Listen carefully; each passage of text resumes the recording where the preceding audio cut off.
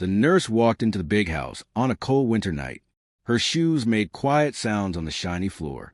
Everything was too still, too quiet, like the house itself was holding its breath. She had worked for many rich families before, but something felt wrong here. "Please hurry," the millionaire whispered. His face was white. His hands shook. "My mother, something's wrong with my mother." The nurse followed him up the wide stairs. Each step felt heavier than the last. The air grew colder, colder than any house should be, even in winter. They reached the bedroom door. The millionaire stopped. He wouldn't go inside. "I can't," he said. "I can't look at her like this anymore." The nurse pushed open the door. The room was freezing. Her breath came out in little clouds. And there, sitting in a chair by the window, was an old woman. She was crying, not normal crying. This was different. Her whole body shook. Tears poured down her wrinkled cheeks. And she was making a sound, a tiny broken sound like a hurt animal. "Ma'am," the nurse said softly. "Ma'am, I'm here to help you." The old woman looked up. Her eyes were full of pain. Not the pain from a cut or a broken bone. Something deeper. Something that lived inside her soul. "Help me," the woman whispered. "Please, help me." The nurse moved closer. The cold wrapped around her like icy fingers. And then she saw it. Under the woman's thin white hair, something moved. The nurse's heart jumped. She leaned closer, her hands shaking now too. There, gripping the old woman's head, was something. It was alive. The nurse had seen many terrible things in her years of work. Sickness, wounds, death, but nothing like this. The thing was flat and leathery like old, worn gloves. But it was warm. She could feel heat coming from it. And it was breathing, or doing something like breathing. Little pulses ran through it, like a heartbeat. What is this?" the nurse whispered. The old woman grabbed her hand. Her grip was surprisingly strong. "It won't let go," she sobbed. "It's been holding me for so long. So many years. I can't remember what it feels like to be free." The nurse touched the thing. It was disgusting, warm and alive under her fingers. She tried to lift it, just a little. It held on tighter. The old woman screamed. "Stop!" The millionaire shouted from the doorway. He finally came into the room, but he couldn't look at his mother. "You're hurting her." "I have to try," the nurse said. Her voice was steady, even though her heart was pounding. "This thing, it doesn't belong here." She gripped the edges of the creature. It vibrated under her hands, angry now, fighting her. The room grew even colder. The lights flickered. "Please," the old woman begged. "Get it off. Get it off me." The nurse pulled. The creature pulled back. It was like a terrible game of tug-of-war. The nurse gritted her teeth. She pulled harder. The old woman screamed again, but this time she nodded. "Keep going, keep trying." The millionaire stood frozen, his eyes wide with horror. And then, suddenly, it came free. The nurse stumbled backward, holding the thing in her hands. For one terrible moment, the world seemed to stop. The creature lay still in her palms, flat and lifeless. The old woman took a huge, gasping breath, like someone who'd been underwater for too long. But then the creature moved. It twitched. Its edges curled up. And then, horror of horrors, it unfolded. It had legs. Thin, spindly legs like a spider. They scraped against the nurse's hands, making a clicking sound that made her skin crawl. She dropped it. The creature hit the floor and immediately started crawling. Fast. Faster than anything that size should move. Its legs clicked and scraped on the wooden floor. "No!" the millionaire screamed. "Don't let it escape." The nurse's training kicked in. She grabbed a pillow from the bed and threw it over the creature. But the thing just crawled right out from under it, heading toward the old woman. It wanted her back. The old woman scrambled away, falling from her chair. She crawled backward across the floor, sobbing. "Stay away," she cried. "Stay away from me." The millionaire finally moved. He grabbed a wooden chair and slammed it down in front of the creature. The thing stopped, its legs twitching, feeling the air. "What I ask that thing?" the nurse demanded. The millionaire's face was gray. He looked like he might be sick. "It's from the lab," he whispered. "The secret lab. They made it there. Years ago. It was supposed to help people. Help them deal with sad feelings. Bad memories." He laughed, but it wasn't a happy sound. Instead, it became this. It eats sadness, eats fear, and it never lets go. The creature suddenly changed direction. It scuttled toward the millionaire now, its legs moving so fast they blurred. The nurse jumped forward and stomped her foot down hard, right in front of it. The creature stopped. Its legs waved in the air, feeling for something, searching. And the nurse realized something terrible. It was hunting, looking for the saddest person in the room, the most afraid person, the one it could feed on next. The three of them stood frozen, barely breathing. The creature sat between them, waiting, sensing. And in the cold, dark room, the nurse knew one thing for certain. This night was far from over. The creature's legs tapped on the floor. Tap, tap, tap, like it was thinking, deciding. The nurse could feel her heart beating so hard it hurt. She tried to breathe, slowly, calmly, but fear crawled up her spine like cold fingers. "Don't move," the millionaire whispered. "It senses fear. That's how it chooses." The old woman was still on the floor, pressed against the wall. Her crying had stopped, but tears still ran down her face. Silent tears, scared tears. The creature's legs twitched toward her. "No," the nurse said firmly. She didn't shout. Shouting would make things worse. "You're not going back to her." She took a step forward. The creature spun to face her, fast as lightning. For the first time, the nurse saw what might have been its head. A small, round part at the front. No eyes. No mouth that she could see. But somehow, she knew it was looking at her. Staring at her. Hungry. "There's a blanket," the millionaire said quietly, pointing to the bed. "If we can cover it, trap it. Maybe we can put it in something. Lock it away." "Lock it away where?" the nurse asked. Her eyes never left the creature. "The lab, where it came from. There's an incinerator there. A special oven for burning dangerous things. You want to burn it? It's the only way." The millionaire's voice cracked. "I've tried everything else. For years. Nothing works. It always comes back to her. Always finds her." The old woman made a small sound. A whimper. The creature's legs moved again. Faster now. It scuttled 3 feet toward her. "Hey!" the nurse shouted. She grabbed a metal tray from the bedside table. She banged it hard on the floor. Clang. The creature stopped. Its legs pulled in tight against its body. "That's right," the nurse said. "Look at me. Come at me instead." "What are you doing?" the millionaire hissed. "Don't make it angry." But the nurse understood something now. The creature fed on sadness and fear. Yes, but it was also just an animal. A strange, terrible animal. And animals could be distracted. She banged the tray again. Clang, clang. The creature turned fully toward her. Its legs unfolded, one at a time, slowly, like it was getting ready to jump. "Get the blanket." The nurse said quietly. "Get ready." The millionaire moved. Slow, careful. He lifted the heavy blanket from the bed. The creature didn't notice. All its attention was on the nurse now, on her fear.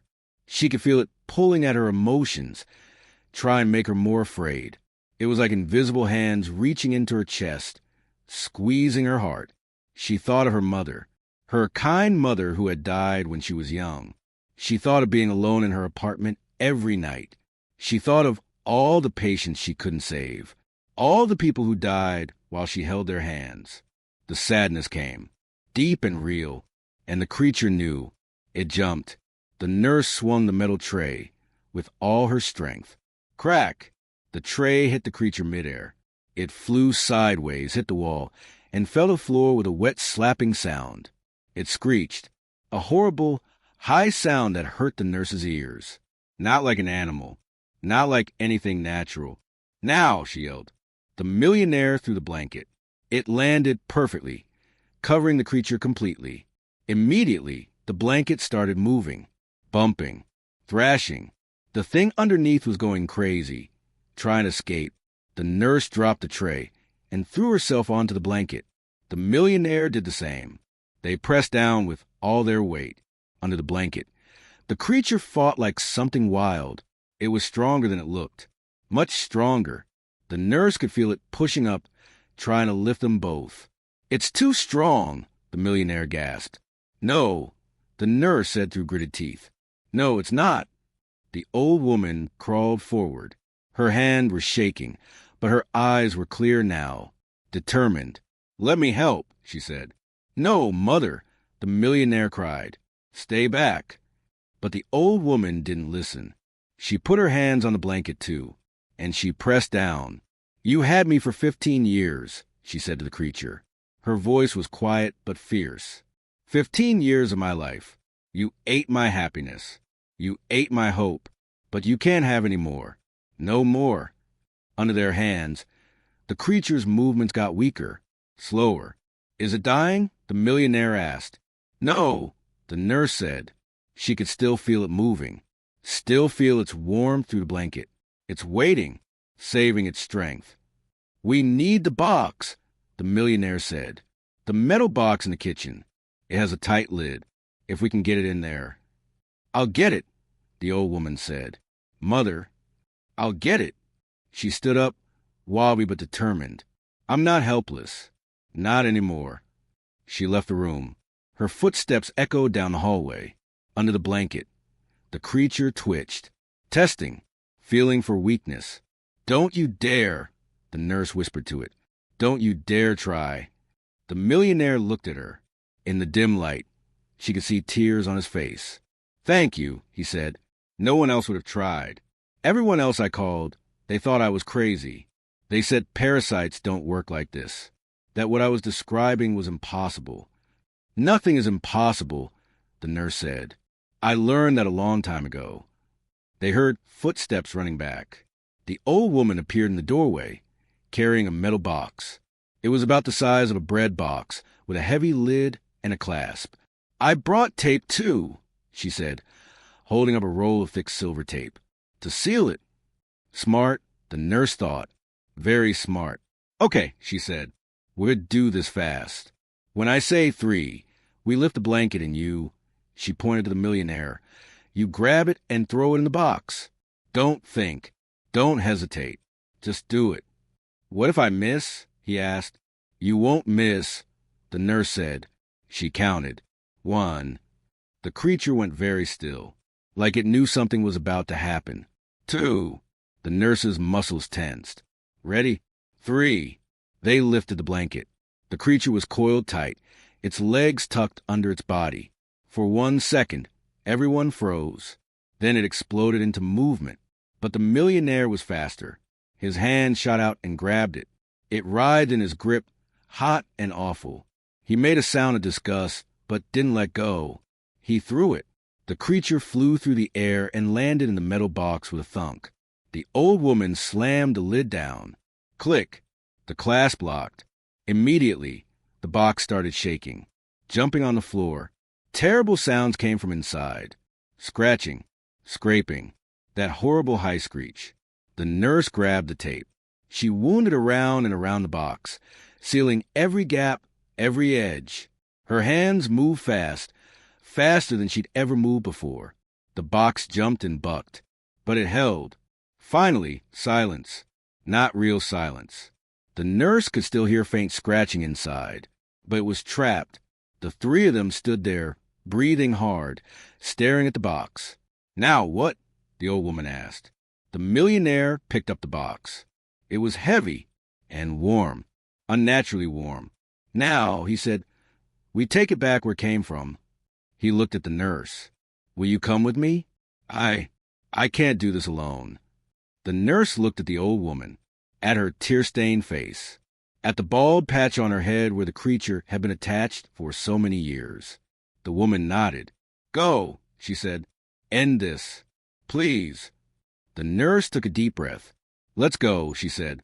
And they walked out of that cold room, carrying the box between them. Inside, the creature waited and planned. The night air was thick and heavy as they carried the box outside. The nurse could feel it shaking in her hands.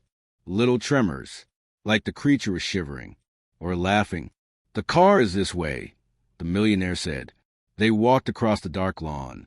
The grass was wet with dew. Somewhere in the distance, an owl hooted. Normal sounds. Normal night sounds. But nothing felt normal. The nurse's arms ached from holding the box. It was getting warmer. Hotter, even. "Is it supposed to do that?" she asked. "Get hot like this?" The millionaire's face looked pale in the moonlight. "It's getting stronger. The further we take it from my mother, the more it fights." They reached the car, a big black car that probably cost more than the nurse made in a year. The millionaire opened the trunk. "Put it in," he said. They lowered the box inside. The moment they let go, it started jumping, banging against the sides of the trunk. Thump, thump, thump. The millionaire slammed the trunk shut and locked it. They could still hear it. Still hear the thumping, the scratching. "Get in," he said. "Hurry." They climbed into the car. The millionaire started the engine. His hands shook on the steering wheel. "Where's this lab?" the nurse asked. 20 minutes from here, in the old industrial district. It's been abandoned for years. Ever since the accident." "What accident?" He didn't answer, just drove. The roads were empty. Street lights flickered as they passed. The nurse watched the shadows move across the millionaire's face. He looked old suddenly, tired, like he'd been carrying something heavy for too long. Behind them, in the trunk, the thumping got louder. Bang, bang, bang. "It knows where we're going," the millionaire whispered. "How can it know?" "I don't know, but it does. It remembers."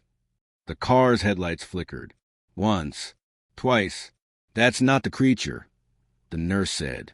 "That's just—" The lights went out completely. They were driving in total darkness. The millionaire hit the brakes. The car screeched to a stop in the middle of the empty road. "It's affecting the car," he said. His voice was high, scared. "It's too strong. I told you it was too strong." The nurse felt fear rising in her chest. Real fear. The kind that makes you want to run, want to hide. And in the trunk, the creature screamed. Not a screech this time. A scream. Almost human. Almost like it was calling for help. The headlights flickered back on. "Drive," the nurse said. "Drive now." He drove. The nurse forced herself to breathe slowly, to think calmly. Fear feeds it, she reminded herself. Fear makes it stronger. She thought of good things. Her first day as a nurse. The smile on a patient's face when they finally went home healthy. Sunshine. Hot coffee. Her favorite book. The thumping in the trunk got quieter. "That's it," the millionaire said. "Whatever you're doing, keep doing it." They drove through empty streets, past closed shops and dark windows, past the nice part of town into the broken part, where buildings had boarded windows, and weeds grew through cracks in the sidewalk. Finally, the millionaire turned down a narrow road. At the end stood a large building. Old brick, broken windows, a chain-link fence around it with a gate hanging open. "This is it," he said. They got out of the car. The night was so quiet the nurse could hear her own heartbeat. The millionaire opened the trunk. The box sat there, still now, silent. "Is it dead?" the nurse asked. "No, it's never dead. It's waiting." They lifted the box together. It was even heavier than before, and so hot the nurse's hands hurt from holding it. They carried it to the broken gate, through weeds that grew as tall as their waists, to a rusty metal door. The millionaire kicked it open. Inside was darkness, complete darkness. "There's a light switch," he said, "on the left." The nurse fumbled along the wall, found it, flipped it. Lights buzzed and flickered on. Old fluorescent lights that made everything look green and sick. They were in a laboratory. Dust covered everything. Old tables, broken equipment, papers scattered on the floor. And in the center of the room, a large metal door, like the door to a giant oven. The incinerator, the millionaire said. They built it to destroy failed experiments. Dangerous biological waste. He set the box down and pulled open the heavy door. Inside was a metal chamber. Dark, empty, waiting. "We put it in there," he said. "Close the door. Turn it on. And it burns. Burns at 2,000 degrees. Nothing survives that." The box jumped. The creature knew. Scratching sounds came from inside. Frantic scratching. And that screaming again. Louder now. So loud it hurt the nurse's ears. "Do it," she said. "Do it now before I lose my nerve." They lifted the box together. It thrashed in their hands like something alive, which it was. The nurse reminded herself. It was alive and it was scared. "Good," she thought. "You should be scared. After what you did to that poor woman. After 15 years of feeding on her pain." They placed the box inside the incinerator. The millionaire slammed the door shut. There was a wheel on the outside, like on a submarine. He spun it, locking it tight. "Now the ignition," he said. He pressed a red button. Nothing happened. He pressed it again. Still nothing. "No," he whispered. "No, no, no. The power. It must have been shut off years ago. I didn't think." "There has to be another way," the nurse said. "Another button. Another switch. Something." They searched frantically, opening cabinets, looking behind equipment. Inside the incinerator, the creature screamed and screamed. The millionaire found it. A circuit breaker box on the wall. He threw all the switches at once. Lights blazed throughout the building. Machines hummed to life. He ran back to the incinerator and pressed the red button. This time it worked. A roar filled the room. The sound of flames igniting, growing, consuming. Through a small window in the incinerator door, the nurse could see fire, orange and yellow and white hot. The creature's screaming changed. Higher, more desperate. The nurse wanted to cover her ears, wanted to look away, but she didn't. She watched. She had to watch. Had to know it was really over. The flames grew hotter, brighter. The screaming became a shriek, then a wail, then just a thin, high sound like whine through a crack. And then nothing, just the roar of the fire. They stood there for a long time. 10 minutes, 20, until the flames finally died down. The millionaire turned off the incinerator. They waited for it to cool. Neither of them spoke. Finally, he opened the door.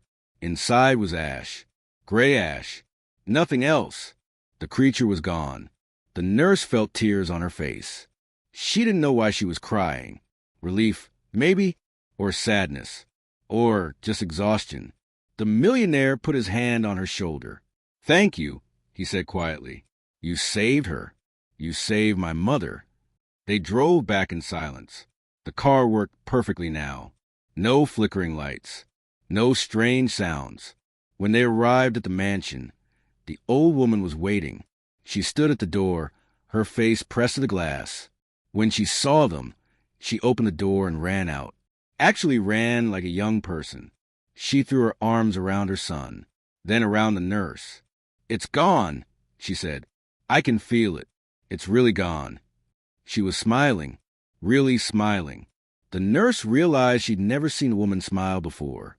"Thank you," the old woman said, taking the nurse's hands. "Thank you for being brave. Thank you for not running away." The nurse didn't know what to say, so she just squeezed the woman's hands and smiled back. As she drove home in her small car, as the sun began to rise, the nurse thought about what had happened. She'd seen something impossible, fought something that shouldn't exist, and won. She thought about all the other nurses and doctors out there, all the people trying to help, trying to heal. Sometimes the sickness is inside the body, sometimes it's in the mind, and sometimes she now knew it's something else entirely, something that holds on, something that feeds on pain and fear and sadness. But even those things can be defeated. She pulled into her apartment parking lot just as the sun cleared the horizon. Golden light spread across the city. A new day, a fresh start. The nurse smiled. She'd go to bed, sleep for a few hours, and then she'd wake up and do it all again. Help people, save people, because that's what she did. That's who she was. And nothing, not fear, not doubt, not even creatures from abandoned laboratories, would ever change that. If you enjoyed this thrilling story, like this post, share with friends who love suspense, and subscribe for more incredible tales. Your support helps us bring you more amazing content. What would you do if you found something like this? Comment below.